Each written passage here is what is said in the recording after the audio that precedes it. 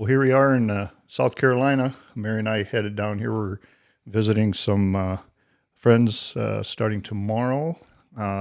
Some friends are a little ways from here, and we made sure that we were going to stop here and see Captain Taylor Hiester, Captain, right? Yep. Yeah. Okay. Still. Yeah. Yeah, so he's active duty here at Shaw, and we're near Shaw Air Force Base, and he's been part of the South Dakota Air National Guard, which you'll hear about here, and one of the biggest patriots that I've ever met in my life, and became good friends in South Dakota, and we just were sure that we were going to keep up with these guys, and he was gracious enough to say yes to doing a podcast for the Chronicles. The first on the road. Yeah. So thanks for welcoming us into your house. Thanks. It's been Chief. great. Yeah. Been here for a day and a half. We're leaving tomorrow morning. Yeah. Everybody's a little bit fatter, I hope. Yeah. Had some great Indian food tonight. Yep. That was cool. Thank you. You and Jen are great hosts. And thanks. And so we're wanting to hear the story of, starting young. I've heard some of the story, but we definitely want to preserve this. It's a good one on how you grew up, how you got interested in the Air Force and being a pilot, and we'll just let her rip from there. I think first of all, thanks, Chief, for coming here. Thanks, you and Mary, for coming out and visiting us. It means a lot. Keeping up with friends in the military is not always easy, but you guys make it easy when you come on the road. So genuinely, thanks for being here. And for the record, I think Chief Bradshaw is probably one of the most patriotic people I've ever met. So when you get two people that say they're the biggest patriot they've ever met in the same room, I wonder what happens. Maybe something special. But yeah, thanks for being here, Chief. I wanted to make sure that I said on the record for the podcast how much your mentorship at the South Dakota Guard meant to me when I was there, and just how that set the tone for our family and how we were going to generate friendships from that assignment forward is really important for me to make sure not just that this is documented for everybody else, but my story, but I want to make sure people know that you were an example, not just as a chief and as a senior NCO at the unit, but also as a friend and a good American and a man to me. So thank you very much. Thank you. Appreciate that. Yeah. So starting at the beginning, every kid goes through phases. I went through, I think every kid goes through the dinosaurs and the trucks and the airplanes, and I got to airplanes. I never gave it up. And I think that if I could guess, I genuinely don't remember a day that I wasn't fascinated with airplanes. So that's how it started for me. And when I was a kid, I can remember having every type of model airplane possible.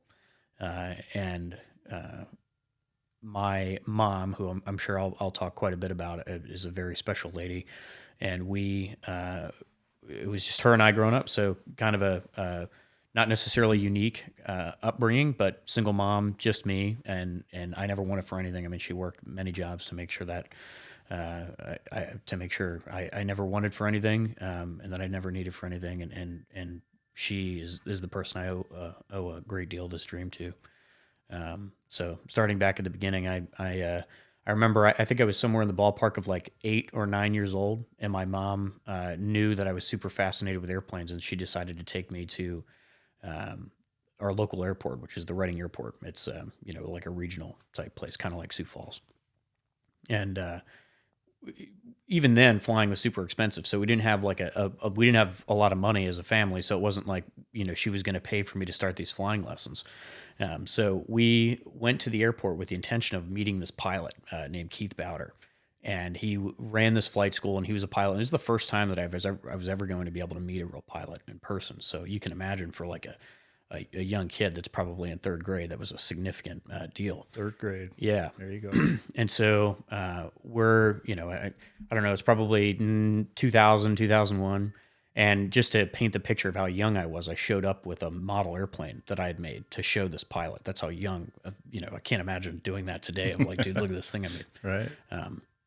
But anyway, so we drive to the airport, and I'll never forget, we walked in and we met this guy, and we sat in his office, and fate would have it, later I worked there. And I can remember being, after commissioning in the Air Force, I was waiting to go to pilot training. I was kind of working as a fuel guy there. And all those years later, I remember standing in the same office. But I'm not 8 or 9 years old, and I walk into this guy's office, and of course he's a larger than life type figure, and the airplanes are kind of lined up in a row behind him on the flight line. A bunch of Cessnas and whatever for the flight school. And we talked for probably 20 or 30 minutes about airplanes, and that was the intent. My mom was just going to pay this guy for an hour of his time, which is probably $50 or so at the time, I would imagine. And the goal was just to hopefully keep the interest going. And it wasn't long before Keith stood up and said, "We got to get this kid an airplane." And of course, we didn't have the money to do this, but we just went flying right then in that moment. We just went flying that day. Nice. And yeah, so we went flying, and I'll never forget. I think the biggest thing that I remember, of course, flying in the airplane and all the experience, but I'll never forget how ice cold this guy sounded on the radio. He was a professional from top to bottom. This guy had thousands of hours in the air and all different kinds of airplanes, but I'll never forget how smooth he was. And that was something I tried to carry for forever after even flying now is something just to be cool, calm, and collect on the radio. And that is one of those things that you just can't make up. Everybody on the radio knew this guy was ice cold, and it was cool. And then we landed, and that kind of built this paved the way for this friendship. And we started, there wasn't a whole lot of times that I can remember us paying for flying with Keith, and that was really nice because he took me under his wing every now and then. They would have like a work trip or something, and it would just turn into this like, well, we'll bring him along and he'll get the flying time.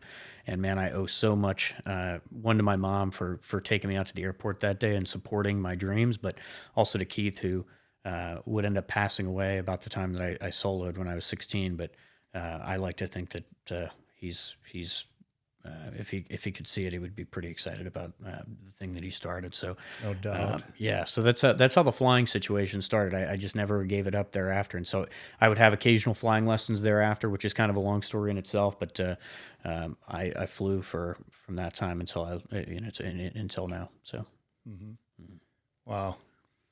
Well, it's a pretty good start, and for your mom to care that much. yeah, she it was special. So then there was absolutely no doubt in your mind that, like, throughout high school all the way in, that you're going to go try to be a pilot in the active duty. Was that the only thing in your mind, was active duty type pilot, or did you even know about the Guard at the time? I didn't know about the Guard at the time, and the tale as old as time is if all the active duty guys knew about the Guard, we probably just would have went to the Guard, but I would have never gotten hired. There's no way, just seeing some of the applicants that came to South Dakota, I would have never been hired off the street. But I remember, I have vivid memories, and this is kind of interesting. At work the other day, they asked for who the youngest airman was in the group, and somebody stood up that said they were born in 2004, and that blew me away. For me, I have a very vivid memory of third or fourth grade, whatever it was, of September 11th, and I remember there's footage of people like running across the Brooklyn Bridge or whatever. And my mom didn't really, I wasn't what you would consider to maybe to use a popular term, a sheltered kid. I was able to see like as much footage and whatever was on the news. I remember watching it together, and I can remember seeing people fleeing from Manhattan across the bridge, and there was a super loud jet roar.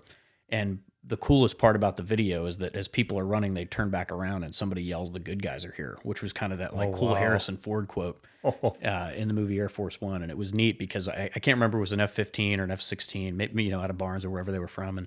And I can remember that stuck with me as a kid. And I knew at that moment that that was the goal. I mean, that was, to me, like, it doesn't get any neater than that, than what I had seen. And I knew I always wanted to serve, but I think at that moment it was probably the time that I decided that being a fighter pilot would be the coolest way to do that. Mm-hmm. Yeah. So that September 11th, as like so many people that we serve with, and you served with, I'm sure, Chief, you served during September 11th, but people that were my age, younger and older, joined the military because of what happened there, and I was no different. So, yeah. So were you aware of the difficulty of getting chosen as an Air Force fighter pilot when you were? Was there many doubts in your mind at all? No, or I knew how did that roll down? What do you mean? Like, how did it roll down? How did I start to learn how difficult it would be? Yeah, just the process of applying, did you have any percentages in your head on success of being chosen? Just what went through your mind when before you were actually chosen to be a fighter pilot, and then from then on? Man, that's a tough thing to say. The number for people that are listening to this, if anybody listens to this that wants to go be a fighter pilot, there are so many sleepless nights where you are convinced, you're laying in your bedroom looking at the ceiling and you're like, I'm never going to get there. There's no possible way I'm going to be good enough to make it there. So to answer the question, I mean, from the beginning, you kind of know once you start looking into it of just how fortunate you have to be as far as luck and timing and skill and effort, obviously. But to get to that position is difficult. So not unattainable by any means. And I hope that throughout the rest of the podcast, we can my hope is to shed light on the fact of just how unlikely it was that I would arrive at this spot. But I never imagined not doing it, I guess is an important way to say it. Right. I can remember in pilot training in particular, it wasn't just getting to pilot training, then it was getting selected to fly the T-38 and then getting selected to fly fighters. The F-16, I didn't want to fly any other airplane other than the F-16, so it was pretty special to be selected for that. But I lost sleep over the fact that I could just never imagine calling my mom, who had given so much for me to get there, and telling her that I had not been selected for what we had set out to do. So how did she react when you did contact her and tell her and fill her in? Yeah, so I had been, oh man, so this is probably the part where you're going to want to show a couple of pictures, but my mom took me somewhere around the same time. It was 2003, so maybe I was a little bit older. But she had taken me to Andrews Air Force Base for the air show, and there was it was disposable camera time frame. I mean, people probably had digital cameras. You know, the disposable ones were popular. So we went to the air show and we handed the camera to somebody else to take a picture of us in front of this airplane. It was a T-38 on the ramp, and we didn't know it at that time. I didn't know the first thing about the airplane, but it was one or two photos we took that day, and we got them developed. And I was getting ready to move away to pilot training, and we're looking through the photo album, and luck would have it that we had just so happened to take a picture in front of the airplane that was stationed at the base, Columbus Air Force Base. The tail number was 187. It was a T-38 that's still flying there. And I would end up going to fly that airplane, which is really, really special.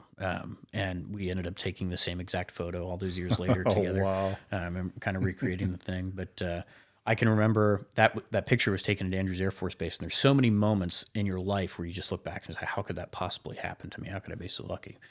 And we go to Andrews, we see the Thunderbirds fly, we see the real deal air show for the first time for me as a kid, and probably for my mom, the first time seeing that as well.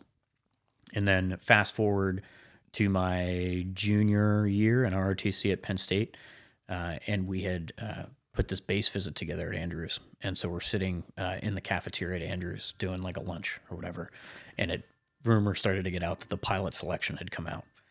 And so they start calling people up one by one in an open cafeteria. I mean, dreams are about to happen. It's a no-shitter kind of situation. In front of everybody. But till this moment, there's never been, whether in the jet or elsewhere, there's never been a moment my heart was racing like that, I don't think, in a non-emergency type situation. But they call me up and at Andrews Air Force Base, and man, this must have been 2013. So,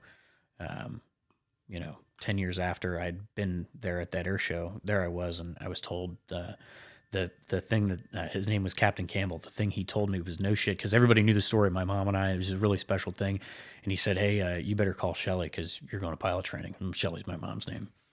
And so it was really really cool. And so it was kind of a full circle moment there. Right. But there was no doubt it was going to be tough. It was going to be a long road, but I just never imagined not doing it, I guess is the way to say it. And when you were in pilot training things, is that when you heard about the Guard more or learned a little more about it?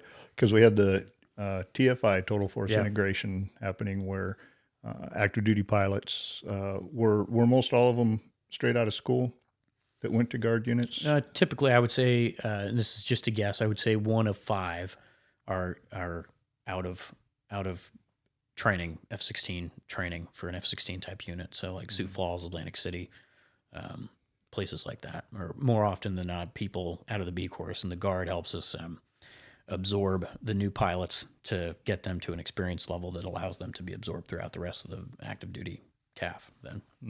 Because I remember that was in the works. It was in the talks for quite a few years. And when they were first talking to us about it, it was 4 pilots and 40 maintenance personnel. And then that was supposed to be the initial, and it wasn't supposed to be very long after that, add another 4 TFI pilots and another 80 of the personnel. And there ended up being delays and things. And so they ended up giving us AGR slots instead of the maintenance personnel, because a lot of things had changed within a 3-year period. Yeah. But then it did start happening. We started getting some the TFI pilots. Yeah. Which you were a part of that. Oh yeah. I don't know. I don't remember like how many in you were. If you were like our 5th or 8th TFI pilot. I don't remember. But so did you have any feelings or reactions when you found out you were going to be a total force integration pilot, or and also, I mean, I don't think you knew about South Dakota Air National Guard as far as even where we were and things. So what were some of your experiences there with, okay, I've gotten chosen as a pilot, I'm getting trained, but now I'm going to be in the Guard for a while. Yeah. I thought South Carolina, which is where I'm at right now, and then South Korea were the 2 possibilities. So when South Dakota came up, I didn't necessarily expect that, but we were elated to be able to go to the Guard. There's no secret that the National Guard is to everybody listening, there's no secret that the National Guard is a really great deal. And you know, as fate would have it, I would end up owing so much to the Lobos and the South Dakota Guard during my time, and then after I left. I mean, even now, I know that my family will probably never be in a position to fully repay everything that the South Dakota Guard gave us, but we were nothing but excited when we got assigned there, and we are still very, very grateful for everything that the unit did for us. And you were there for how long? Yeah, I not long enough. It was 2 years and what was it, Chief? It was 2 years and 8 months or something like that. It seemed to me that it was a little shorter than what was normally or what was programmed in. Yeah, it felt pretty short. Mm-hmm. Yeah, and you know, you just made so many friends there. So many people just thought so highly of you, and you know what leadership was saying to you and about you, and Jenna. For sure as well. It was sad to see you go, but I knew it wasn't going to be the last time we saw you. No. We're dang sure we're going to keep in touch. Yeah. And you know, just as you know, you've seen where, you know, there might be a year and a half between talking, but then we got a hold of each other, did a Skype call, what have you, and then now we're here. So it was like nothing happened. It was like we never left. Just expect that to be. I don't care if it's 1 year, 2 years, 3 years. I mean, you're a very busy person, and you know, we respect that as well. But we won't be losing track of you. Yeah, it seems like you've been busy too in retirement, so I think you were giving me a run for my money. No way. Retirement doesn't suck though. That's what I tell everybody. Yeah. Everybody that asks me. Yep. So, so you're at the Air Guard, doing the flight lead upgrade training. And did you say the other day that you were able to, with being there with the Guard and with that unit, to accelerate the progress of becoming a instructor pilot or an upgraded pilot? Yeah, so what was unique about the way that the South Dakota Guard did things is that there wasn't necessarily it seemed as if the configurations that were required, whether it was 2-bag, tanks with guns or BDU-33, they could make that happen a lot easier for you if you were sitting on that upgrade. So it wasn't very common for you to sit on an upgrade that was required as if, you might at an active duty base, that you're kind of at the mercy of the training plan, if you will. So it moved along. I was really fortunate with the rate at which the unit was able to move me along, not just because the airplanes, but because the commander and the DO and all of the people in leadership at the South Dakota Guard made it a priority, which is another thing. And they knew the whole time as a TFI guy that I was going to walk out the door at the end. but just how special that was, that they put that the number of jets and the people and that instructor hours and that amount of resource to me was very special. Mm-hmm. So, and that's a kudos to all the all the officers enlisted at South Dakota Air Guard. We just got to say this. It's just an outstanding unit, and the maintainers are the best, and all the way down to just keeping the jets even just clean.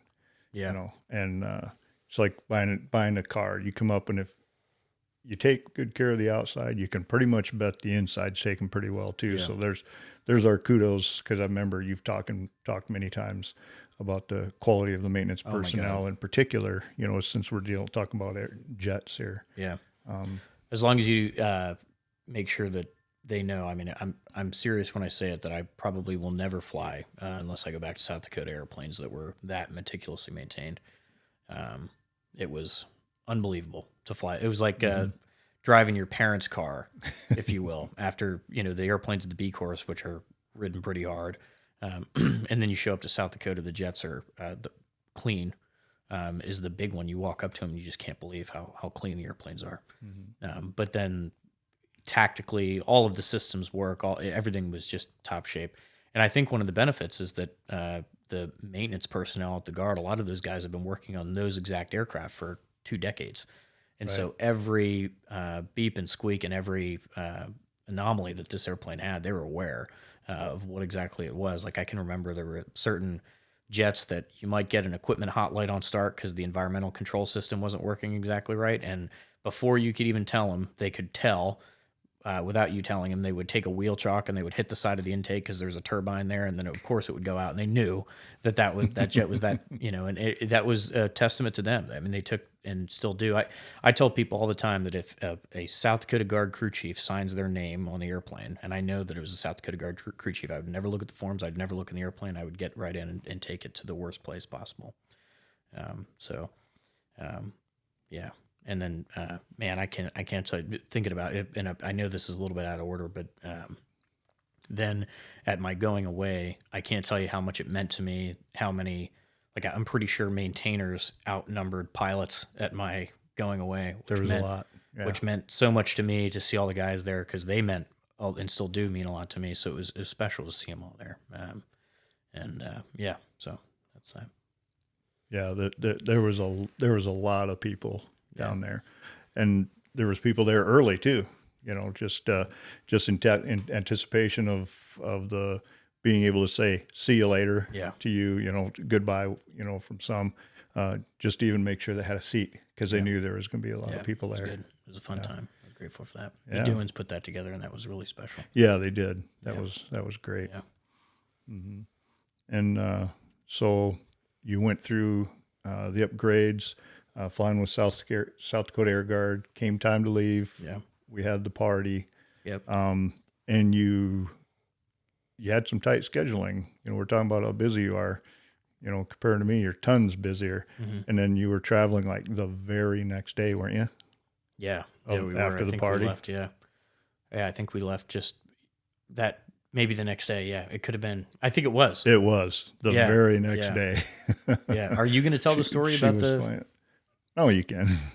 So Chief and I had you had become just a great friend to us, and it was really, you were one of the people it was really hard to say goodbye to. I mean, horseback riding and shooting guns and just the real South Dakota experience. The first thing I saw when I drove into South Dakota, this is a real story. I drove in, and I've got my old Twister era Bill Paxton red Dodge pickup truck, and I am driving in with all my stuff, and driving into the state, there's this sign, and it's probably still there. It says, eat steak, wear fur, keep your guns. It's the South Dakota way. And I was like, whoa, this is the real deal. That happens to be right on my exit of the interstate as well. Yeah, so I'm not surprised.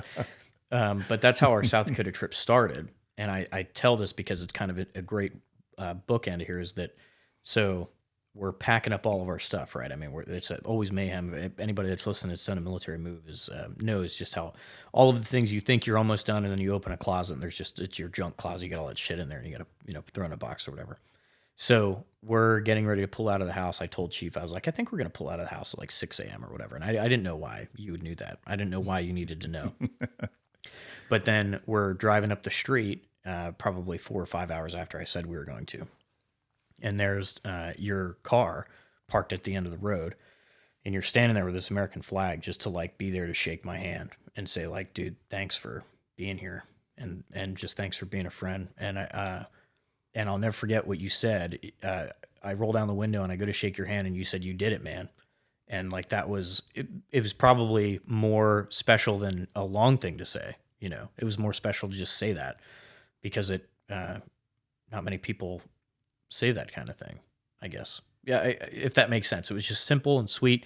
And it was a really special thing. And then of course the thought of like driving it, you were the last hand I shook in South Dakota. Yeah, that's what I was going to say. If you didn't touch on it, you looked back at me and the short things.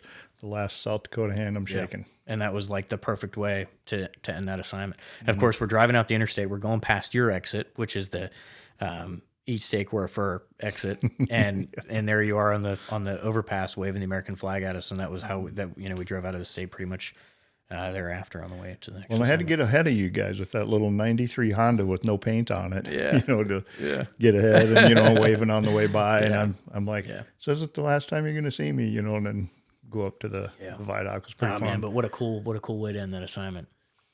Yeah. Yep. Yeah. Now, I know it's just the two of us here. You don't have a lot of people to trade off on talking, but so you're at that point. You're driving out of South Dakota. You're not very far from the border there. So then we moved on to what? Are you talking about my next assignment? Yep. Where you were headed, what was going through your head? So I was going to Moody Air Force Base to be an A-29 light attack program instructor pilot. And how that all happened was kind of an interesting bit. But so we're driving to Georgia, and we expected to be at Moody Air Force Base for full assignment, full 3 years. And so we're driving down. That's what it was. So we drove out of South Dakota, and we get down to Moody, and no military move is easy, but I don't know. We have my father-in-law, my mother's husband Eddie. I mean, we've got all the animals in the car, and we're driving south. So it's just kind of a fascinating. The way it goes down, every military move is different. It's always mayhem. But during your advisor time and you going to training for that, were you officially tied to another F-16 unit? Were you still like traveling places and flying, or did you have a point in time where you just weren't flying the jet anymore? Yeah. So the light attack program, as we knew it, and at Moody was not going to be viable long term, and I knew that. And so what I ended up doing was like some really creative shit to stay current and qualified in the F-16, whether it was flying with the Guard, just up the road to get an occasional landing or an occasional flight hour, or there's a certain number of landings where there's a certain number of days where you have to have a landing, and if you don't, you'll have to go to extra training or whatever.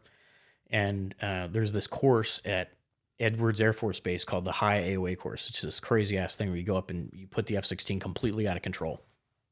And a lot of guys at the South Dakota Guard were doing this. I didn't have the chance to do it when I was there, but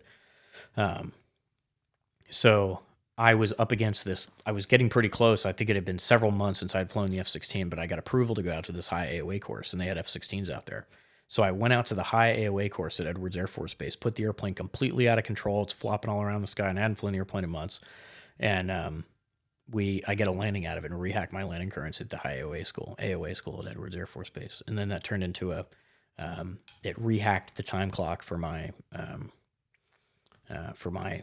requirement of extra training, or the TX as we call it. Yeah, so that was how I did that. And my time at Moody was short. It was only 10 months long, but that was because the unit was scheduled to deactivate.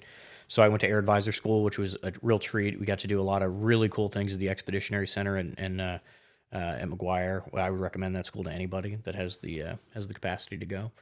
Learning to speak with interpreters, small unit tactics, driving and tactical combat casualty care while driving. I mean, all of the things that you could imagine might be tied into a school like that were there. And it was a great opportunity. And to have that training is something I'm still grateful to have. But then it wasn't very long after our time there that we found out that we were going to be going to Shaw, just because as an F-16 instructor pilot, it didn't make a whole lot of sense for me to be somewhere else other than somewhere where there were F-16s. So Yeah, and I heard you flew at least one Air Guard unit that had been to the Hog House before. yeah. So that was kind of cool when you let me know that you're Yeah. you're Oh, yeah. at a unit and said, "You've been to the Hog House?" Yeah, Sergeant Johnson. Yeah. Yeah. Yeah. Oh my God. Yeah, that's right. And yeah, so no memory. shit. Yeah, so I walked in and I walked into this unit, and they were going to let me fly the F-16 a little bit there just to stay qualified. Another guard situation where I just owe so much to the National Guard and to this unit as well. I walk in, and this senior master sergeant, I think, or maybe master, she comes up to me. She goes, Yep.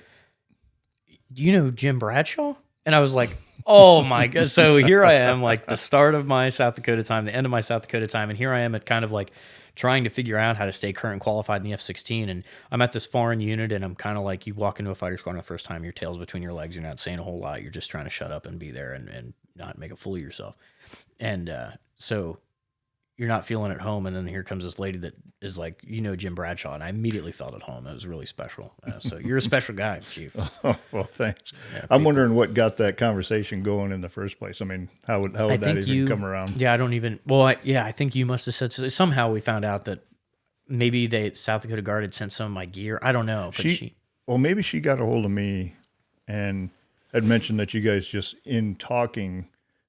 Maybe, yeah. You come across the commonality of the Guard and other units, Yeah. like you probably said you were part of the South Dakota Air Guard at the Probably, time. yeah. More than that. Yeah. But yeah, that was pretty cool to Yeah. get that communication from her. Yeah, that and was to cool. hear you're still Yeah. kicking, still Oh, going, yeah. still Yeah, that was flying. pretty cool.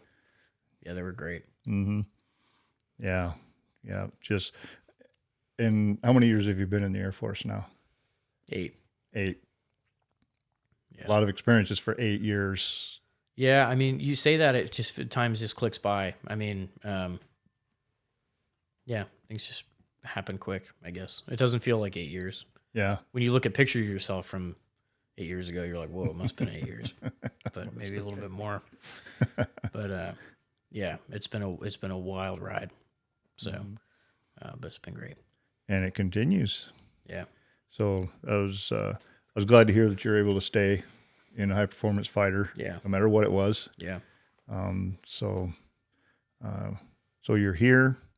And what do you envision for the future? You've been doing any planning for as much planning as a person can do? I don't know if the Air Force like totally holds those reins or not, but have you been looking into anything in the future that you'd like to be doing? Yeah, it feels pretty good to just like be in a position that after going through the Moody assignment, moving from South Dakota to Moody, moving from Moody 10 months later, and then moving here.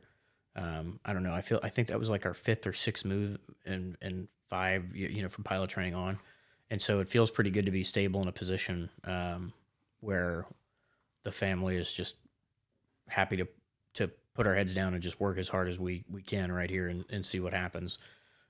But there's a lot of different paths you can take, but I think I'm happiest to say that to just be the best instructor pilot I can in the F-16 for right now is probably where I want to go. And who knows what the future holds? Maybe in a couple of years, South Dakota Guard, or maybe we want to stay in the military. Maybe we want to get out. I mean, I don't really know. That'll be a decision for the family when the time comes. But yeah, I mean, it is. We're really, really lucky to be here at Shaw and teaching in the F-16 and yeah. I wanted to tell a quick story about. I don't know. Sure. The camera's probably not going to get it, but the photo up there is of Duke and I, and this is my coolest, probably one of my cooler F-16 stories. Duke is they had put our going away party together, and we are still really great friends with them, and so we're doing a presidential support mission, and we're down in Savannah for that whole thing. So we're down there for 3 full months, and a lot of really great memories down there. Right after I retired. Yeah, of course. Right. So after I your talked time. with some of you guys down there, and I was happy to be retired, but Yeah. I felt like I was really missing out. Yeah. Unfortunately, it did. I mean, it was a really great time. But one of the coolest, like there's sometimes you get to be in a really unique position to be part of history, and it was January, so we take over the presidential support mission in January, and then 20 days later is the inauguration for President Biden. So we're in position to be part of that, which was really, really special. And Duke and I, he was the flight lead, and I was his wingman, and we took off and we flew up the East Coast on that day, and we're going to inauguration. We're gonna be part of the air defense for the presidential inauguration, which was really special. And we fly up the coast, and I'll never forget. The radios are really busy, and I mean it's a busy part of the country up there. But we check in, and I remember not really having the time to. We're trying to find the air refueling tanker. We're trying to stay in formation and not get violated, flying into like a really protected piece of airspace. And excuse me, we get to we get over Washington. I look down, and it's the first time I saw it. I mean, it was the Capitol building, and it was the Washington Monument, it was the White House. And then what was kind of interesting is just like across the way, there was like this hill that almost looked like it was snow. And now thinking back on it, it's just so silly that I couldn't identify what that was, because I'd been to Washington many times, but it was Arlington Cemetery. And checking in and overhead and rejoining the tanker, but stealing a quick look and looking down and seeing that was just something, as a fighter pilot, you just never imagine being in a position to see an event on such a big day, Inauguration Day, which is no matter where you sit politically, is a very special day. That's a very special day in our democracy, and it's important. And so to be part of that was cool. So we check in, and it was really one of those days that you just, when you look back on, you can't even believe that it was real, because we have targeting pods on the airplane, so we can see. We have equipment on the airplane that we can see pretty good and like high definition picture. I often joke, like, if you were picking your nose from like 5 miles away, you'd probably be able to tell. I don't know if it's quite that good, but I'll tell you this, the things that I was able to see that day were pretty cool. There's an old National Geographic documentary where they talk about moving the president in and out of the White House, and there's they talk about rolling up the rugs and carrying all the furniture out and things. And I remember in the one part of the airspace that we were at, I could look down plain as day and see all the moving trucks and all of the things at the White House, moving the president's stuff out to move the incoming president's stuff in. And that was a really cool moment in history. And so then we land, a lot more to it, but we land, and it was like flying home. The sun had gone down, and we're just like kind of quiet on the way home because we couldn't even believe what we had seen. Right, soaking it in. Yeah, soaking it in. The fireworks show on the mall. The other formation was checking in. It was nighttime or whatever, but just seeing the sun go down to the Capitol, and then like one last time, no kidding, trying to take it all in, seeing Arlington National Cemetery, seeing the White House, seeing the Capitol building, and then just thinking of like, how on earth did I get here to be part of this? And so we land, and I'm so happy he did this, because it's one of the only framed photos we have in the house. But it's Duke took out this American flag, and he stood there and made somebody take a picture for us, and that was really cool. And I have that. And I had flown with so many flags that day. Like I think I had flown. It must have been, if there was an empty space, there was a flag there, because I wanted to capture this moment. Yeah. Very cool. That's the story with the picture of Duke, and probably my coolest my time at the South Dakota Guard, because here we were, a bunch of South Dakota Guard jets protecting the Capitol on what is arguably one of the most important days of our democracy. So yeah, I remember you, whether they were texts or some posts, just the fact that you have many places you've flown over. Now that one was an extremely exceptional one, but many places that you've flown over, you've had a view. You're flying an F-16, but you're soaking in that moment and just making sure that you're conscious of it. And you might not tell a story on every single one of them, but you've got them up here, and I'm sure you've shared them with your family, and hopefully with your grandkids and such.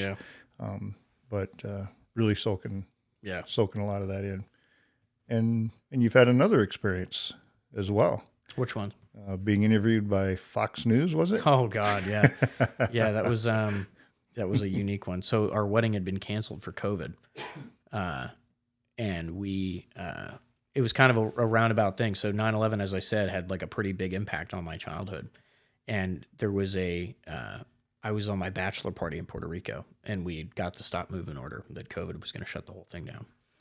And so our flower vendor had all these flowers made up, and we knew that. And we were like, okay, well, what are we going to do with them? I mean, we were 7 days from the wedding. It was it might even be fewer than that. I think we were like 6 or 7 days, maybe 7 days from the wedding. And so we didn't know what we were going to do with all these flowers. And I called Arlington to see if they would take them. And the answer was like, the national parks are closing. And nobody, if you remember like the beginning of COVID, nobody knew what the hell was going on. Mm-hmm. And I remember thinking it was kind of ridiculous. I was like, dude, what do you mean the national park? Like, we're just going to bring these flowers down. We got all these flowers and we don't want them to just go rot in a truck somewhere. And so I call around to a couple of different places, and then I'm from Pennsylvania. So we decided to call out to the Flight 93 Memorial in Shanksville. And I get in touch with a national parks an officer there who is, you want to talk about a fantastic American. This guy is a patriot. And we get to talking, and I was like, hey, dude, this is my intention. Nothing crazy. We just want to bring these flowers out there. And he was like, dude, I don't think we can accommodate it. Like, I don't think that our parks are I don't think we're going to have the personnel there. Because if you remember, like, the entire world was shutting down. And then, oh, by the way, the flower vendors, like, dude, we don't know if we're going to have anybody that's available to drive the flowers out there because people are terrified to go outside. And it kind of all fell apart in trying to execute. But, I'm also trying to figure out how to pick up our family and, first of all, get me and my homies all back from Puerto Rico because we thought we were going to get stuck there. And then I got to pick up Jenna, and we got to fly back to South Dakota because we were ordered to return home. The commander called, and he's like, hey, man, you got a couple of days. Obviously, you've got a lot going on, but you got to get home.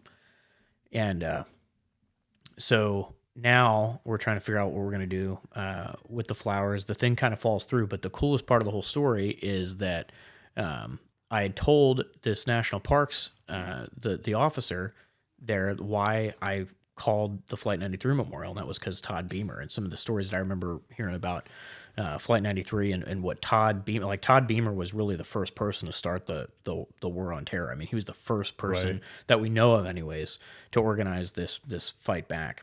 And that inspired me because it was another moment in American history where this person just like decided that it was on him to do the right thing and to be the one to say no. And so I told him this whole thing, and we chat about it, and we realized it's not going to happen. And I was like, okay, no worries, like no problem at all. And he told me, he's actually like, hang on, can I get back to you? And I was like, sure, no problem. And I didn't expect to hear from him again. And he says, he calls me one day, and we had just gotten back to South Dakota. It was a couple days later, and he calls and he's like, hey, Taylor, do you have time for a quick phone call in 5 minutes? And I was like, yeah. And I didn't know, like, based on my intro, I'm like, are you kidding me? Yeah. So 5 minutes. Well, so I was just like, but he was like, and I was like, sure, dude. I mean, nobody's doing it. It's COVID. I mean, yeah, I'm at my house. I'm in my underwear or whatever. And he was like, don't worry. It's important. I said, dude, I believe you. I'll talk to you then. And it was weird because I was like, why don't we just talk now? But I pick up the phone, and it's Todd Beamer.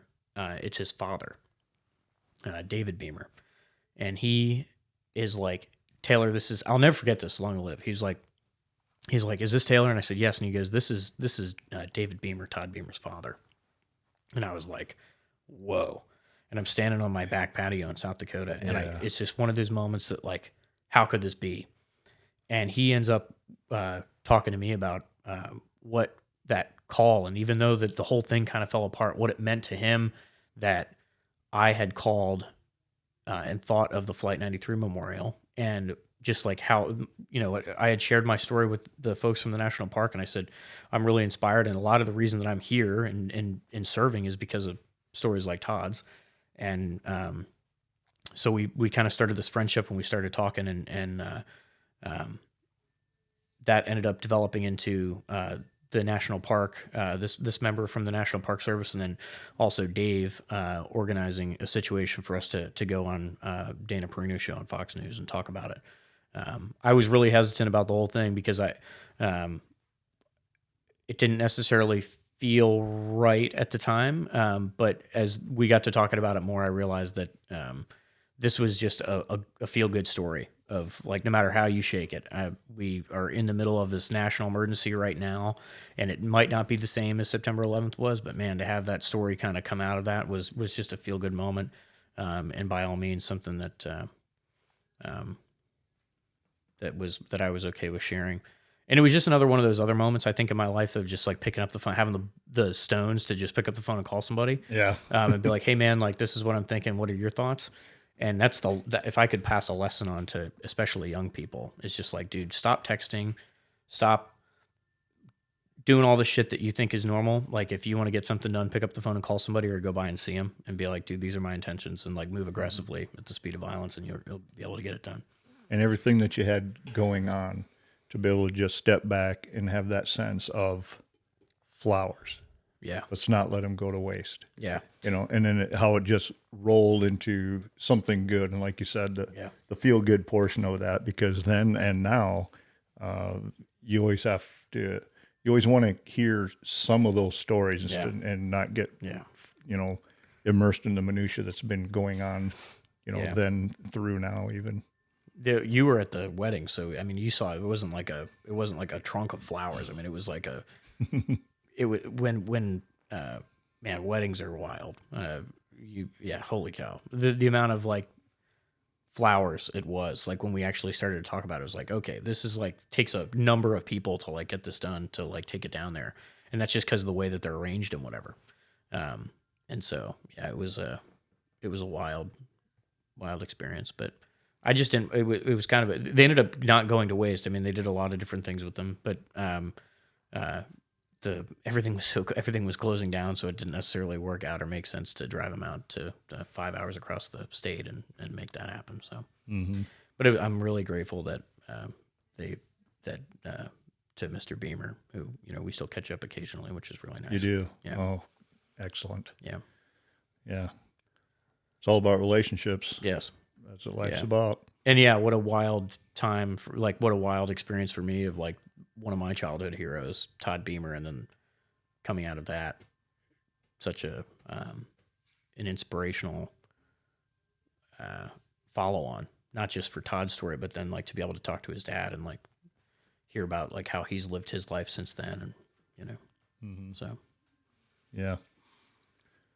So as far as active duty pilots, I remember years ago, they always said, well, everybody in the Air Force, say using the Air Force, almost everybody moved almost every 2 years way back. And then, with money cutbacks, they started having longer tours and things. As far as active duty fighter pilots now, is there like an average amount of time, not including the 1 year remotes overseas? Yeah, between 2 to 3 years is average. 2 to 3. So it could be as short as 2, and no clues on where you'll fall in there, really. Yeah, not really. Yeah. So if you are going to be leaving, do you maybe you don't know, but generally get at least a 90-day notice or 180-day notice? Yeah, usually it's several months notice where you figure out where you're going to go, and then you figure out orders, and then you start managing all of your records and then household goods and whatever. So. Mm-hmm. Well, me being on my acreage for 31 years, I couldn't imagine moving. 'Cause, you have a standard household here. You've got everything that a standard household would, and then to move that, especially in you guys' case, very often. Yeah. It's a lot of work, a lot of hassle. Yeah. Sacrifice. And whenever anybody retires, they'll always acknowledge the spouse and the family that they served as well. Yeah. But generally just, you have her full support, as you know better than anybody, but, what a special lady. And I was so glad to be able to be at your wedding, and we were about halfway through COVID at that time. We weren't sure if that was going to happen either. Yeah. Yeah. So what was the lead up to the second planning of the wedding, and was it much harder than the first, or did it fall together pretty quickly? Yeah. Well, a lot of the planning was set. We kind of knew all of our vendors and things, and thankfully all of our vendors were really great, and they worked with us to make sure that it was still going to happen. In the same place? Yeah. As original? In the same place with all the same vendors, pretty much. Okay. And to include the band, which was important to us. And we, yeah, the planning was not as big of a deal. It was more of the decision to do it or not, because it was early enough in the pandemic that we weren't sure what the restrictions at the hotel were going to be, and we knew that we were comfortable with moving on. We knew that it was time for our family anyways. And we had a pretty good idea that if we had invited people out, we would definitely, the vibe would be, we would telegraph the intent that we were ready to move on as well, and that, you know, we're not pushing you to come to the wedding, but our family is definitely ready to have this happen. And, you know, we've waited. I can't even remember. I think it was like 6 months past like the first time we canceled. And so we were ready to have the wedding, and we were grateful that people wanted to come out and celebrate it with us. And you know, so we decided to go through with it, and I'm glad we did. Cool part for me is I consider that my first retirement trip. Yeah. It was 2 weeks before I retired. So I had that in front of me. Yeah. But when I'm looking through that windshield of the 93 Honda, pulling up to this 5-star hotel with the valet guy, getting out with the cowboy hat on and stuff. Yeah. And I got to experience all of that. Great people out there. Great time. I got to see my daughter, my youngest daughter. Yeah. Drove down from New York, surprise. Yeah. And Mary didn't come out to the wedding with me. And she was disappointed that she didn't. And then when our daughter came last minute to come down, and she was really disappointed that she didn't come out there. But yeah, we had a great time. And then 2 weeks later got to retire. So it's been a good deal. I think you asking me to be to officiate your retirement was like another great honor of my life, you know, because you had served 3 decades in the military, 3 decades plus in the military. So for you to then ask me at South Dakota Guard to be the one to stand up there and kind of MC the whole thing was an honor. I appreciate that. I was really glad you could do it too. Yeah. Yeah, that was the VFW there in Sioux Falls. It doesn't get any more American than that. Yeah, the Alliance. Holy cow! Yeah, it's a special place. I love going in there because it's got like the American Legion and the VFW and some other entities have gone together to buy that building, and it's just decorated so well. Got a big stage. They even do concerts in there and such. Yeah. But it's a place, just as a side note, to bring military and civilians together on that deal. And like I said, it was about halfway through COVID and stuff, and we had some pretty good spacing down at the tables and things. But some of my final words was that about the only thing that I prepared, you know, as far as, you know, when you're speaking stuff. Yeah, the only thing I prepared was that smoked hog from yesterday that's upstairs. And I just will say that there wasn't very good spacing in line for that food. Yeah. People were looking forward to that. That's true. I only heard of one person that got sick after that. Not terribly, but just one. But yeah, it's been a good ride. Yeah, hell yeah. Good ride. But I definitely use it to stay in touch with people such as yourself. Yeah. Yeah, so. My God. Yeah, it's been even just hearing about your travels for the last like few years, going up to Alaska and then being willing to come see us and then going to see other people that were also TFI and in Texas. You're a special guy, Chief. So I don't think I'll ever call you anything other than Chief. I know I say that. I'll call you Jim Bradshaw when I'm talking about you, not to you, but. Yeah, Jenna called me Chief the other day and he says, you know, you don't need to call me Chief. Jim is still one syllable. Jimbo, two syllables, whatever. No, I'll always call you Chief. But I'm trying to think because I didn't write down a bunch of stuff to ask you. We're just a couple guys here having a drink and talking. I'm trying to think. Is there anything else come to your mind with your career, fighter pilot, family, anything that you know, anything you'd even think of your great grandson and great granddaughter sitting right there. You know, maybe what's something that you would want to say to, because you know they say it only takes 3 generations to be forgotten, Yeah. And with technology, the way it is, like I told Jenna, my wife, Mary, they were about a half a generation behind. She remembers not having plumbing in the house, Holy cow. farmhouse. And she has one picture of her as a child. And then later on, her mom said, well, I think that's you. So she's not even sure if it's her picture. Wow. Or a picture of her. Yeah, things happen quick. Holy cow. Yeah. So now people have the video, the ways to see things. So maybe we won't quite be as forgotten 3 generations down. Yeah. But say your great or great great grandson and daughter sitting right there is what would you want to say to them? I would, as far as for me and in the family, Jen and John, it would be that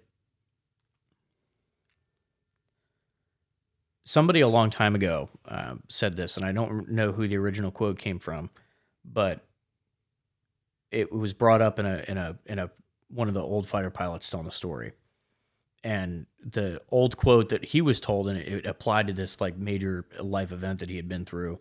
I'm sitting there in the, what was probably the back row because I was always a bad student of initial F-16 training and academics. And he is a living legend, this guy. And he ends this class with this quote. He says, there's probably going to be one time in your life, maybe 2 times, where somebody's going to tap you on the shoulder and ask you to do something great. And wouldn't it be a bummer if you weren't prepared, is what he said. And that's probably not the original quote. But, so you have to be prepared to do, to stand up and do the right thing, or to be prepared to act aggressively in times. And I have been fortunate, and the family's been fortunate to be in situations that have provided us some amazing opportunities. But having the stones, for the lack of a better, having the gall to say that I will be the one to act, and that I will be the one to move is important. As far as explaining to somebody that's, may never know me, that is a future Hiester, I would want them to know that the family, as we know it right now, will die giving everything we have to this country. So I don't ever plan on retiring. I don't know what that looks like, but I plan on working on something, till the day I die, which I know that Jenna supports me in that. I know that John's too young to know that, but maybe this is for John to hear later. But for future Hiester generations, and then maybe for John hearing this later, we plan to spend our lives serving in some way. Maybe in the military as long as we can do that, or as long as it makes sense, or until we maybe get sick of this and move on to do something else. But we believe that is something worth doing. This experiment that we started a long time ago, which only 240 some years ago, it actually really wasn't that long ago that we decided to do this. Mm-hmm. A couple of guys decided that this would be a good idea. We will dedicate the rest of our lives making sure that it is preserved exactly the way that it should be. Well said. Yeah. Well said. There's a lot of complaining about future generations, and there's reasons for some of that. But I also tell some people, they've been saying that for the last 2,000 years. This next generation, we need to keep in mind that there are really good people in every generation. Yeah. And like I said about not getting wrapped up in the minutia that we see through social media, you have to use your powers for good, not evil. Yeah. And we just have to have some trust that there are a lot of good people out there, and it doesn't take everybody to do something really well known, well advertised to do good. Like we said, you got to just be that little light, and when those lights come together, they shine. Yeah, man, that's a really nice thing for you to say. I'm glad that you said that. What was the comedian again that you? Dale Brisby. Oh yeah, He's a that's comedian, right. rodeo guy down in Texas, and he does podcasts, and he does military podcasts too, which kind of inspired this as well. The last thing I want to say, Chief, is about we kind of mentioned America, and I wasn't really prepared for the question about like what if my great grandkid was sitting there, but the painting that's behind you, it's a print of a painting that means a lot to me, and somebody asked me a really long time ago, which is kind of a wild question to ask, but they were like, "Who's your favorite founding father?" Yeah, but that's a good one. It's a cool one to ask. And I want to tell this story to have it documented because it is one of the stories in America that I try and live. I want that story to live on through my life and our family's lives.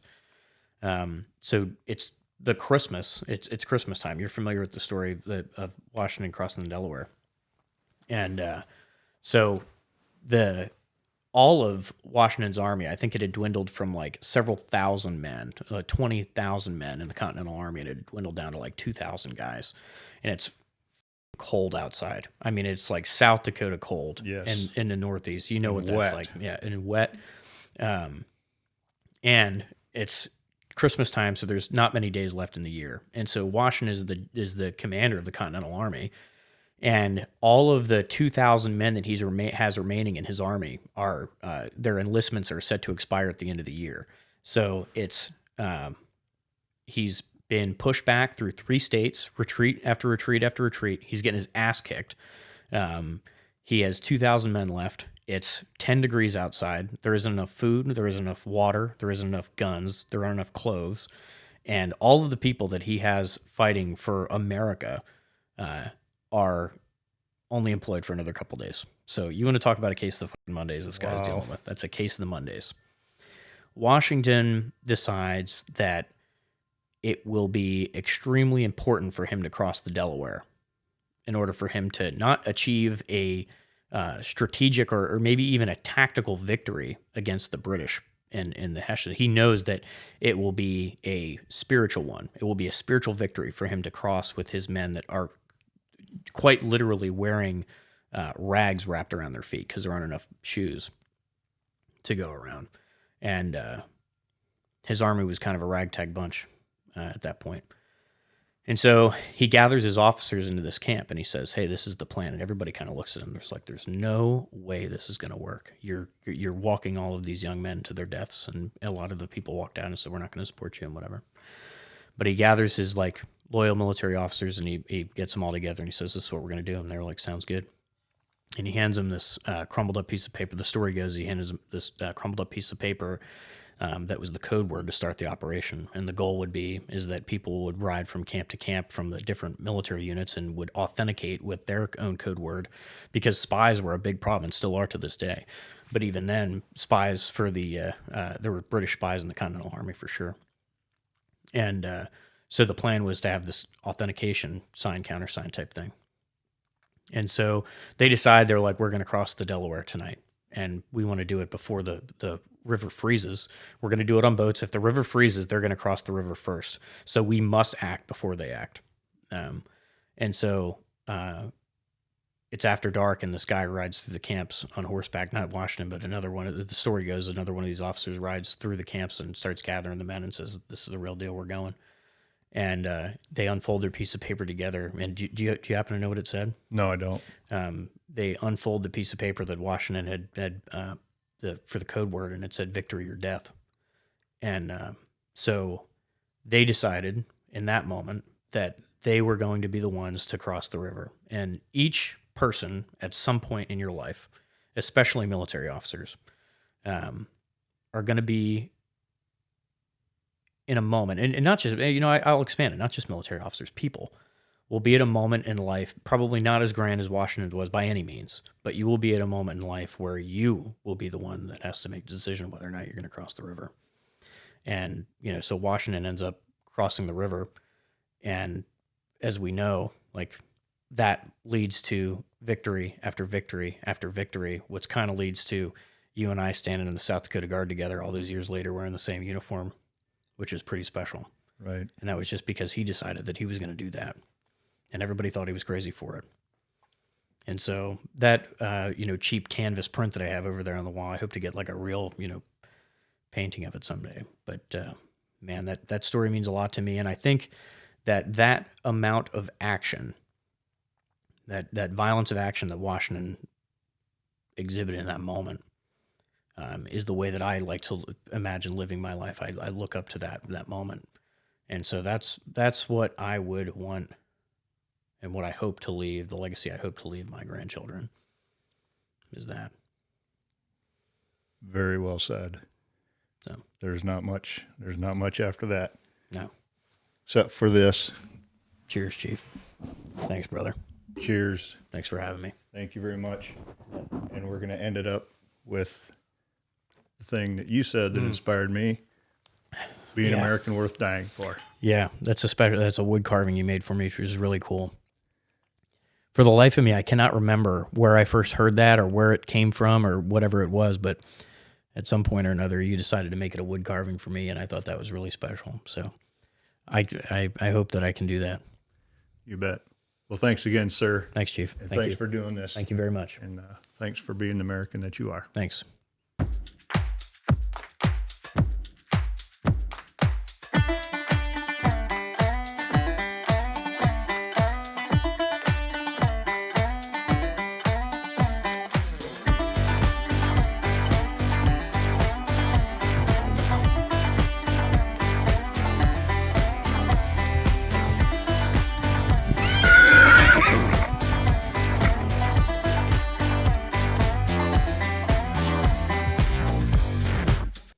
That was good, Chief.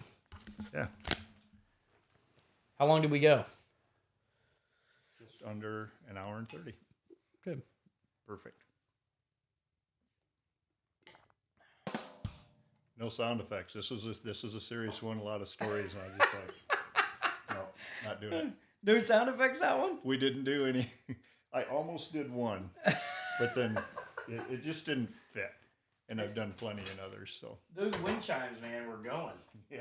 I'm glad you shut the windows. We would have been able to hear those things carrying on.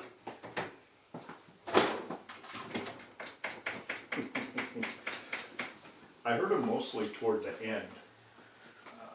I could hear them a little bit chiming in here, but I didn't like hear them all the way through.